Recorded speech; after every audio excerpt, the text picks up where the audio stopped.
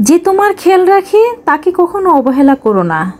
একদিন দেখবে পাথর খুঁজতে খুঁজতে হীরা হারিয়ে ফেলেছো। হ্যালো ভিউয়ার্স, আসসালামু আলাইকুম। আশা করি সবাই ভালো আছেন। আলহামদুলিল্লাহ আমিও ভালো আছি। শীতের সন্ধ্যায় ময়না চলে আসতে কিচেনে কি তৈরি করছি মা মেয়ে।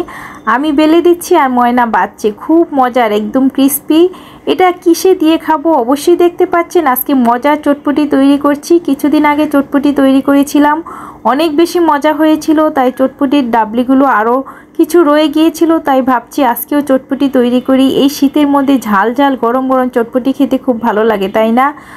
আমার ফ্যামিলির সবাই, আমার শ্বশুরবাড়ির সবাই আমার হাতের চটপটি অনেক বেশি পছন্দ করে। আমার বাসুর যা কিংবা ভাগ্নি ভাগিনা ননদ সবাই আমার হাতের চটপটিটা অনেক বেশি পছন্দ করে। আমার বাসায় তাদের দাওয়াত থাকলে তাদের একটাই ডিমান্ড থাকে যে তাদের জন্য চটপটি তৈরি করতে হবে। এমনকি ওদের বাসায় যাওয়ার সময় আমি চটপটি তৈরি করে নিয়ে যাই।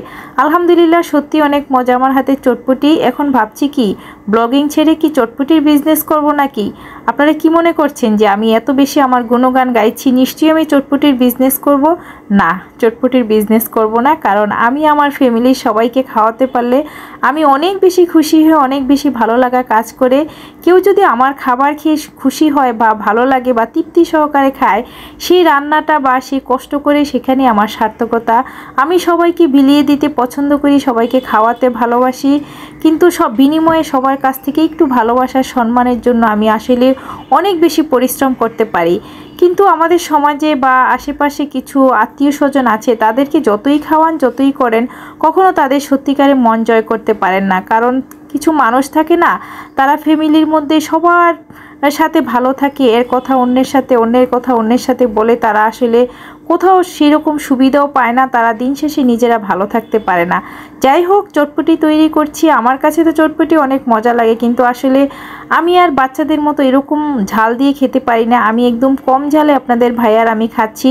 আপনাদের ভাইও চটপটি পছন্দ করে। বিশ্বাস করবেন, রেস্টুরেন্ট কিংবা বাহিরের চাইতে বাসায় এই চটপটিটা অনেক বেশি স্বাস্থ্যসম্মত, অনেক বেশি ভালো লাগে।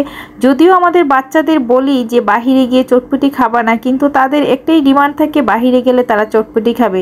যতই আমি বাসায় তৈরি করে খাওয়াই না কেন, কিন্তু তারা বাহিরে গেলে অবশ্যই চটপটি খাবে। তো এই যে আজকে কি রান্না করলাম, আজকে আপনাদের ভাইয়া দেখেন আমাকে কি খাটুনিটা খাটালো, কারণ সে আজকে 2 আইটেমের গুঁড়া মাছ নিয়ে আসছে। আর এই যে চটপটির ডালটা আমি সেই দুপুরে সিদ্ধ করে রেখেছিলাম।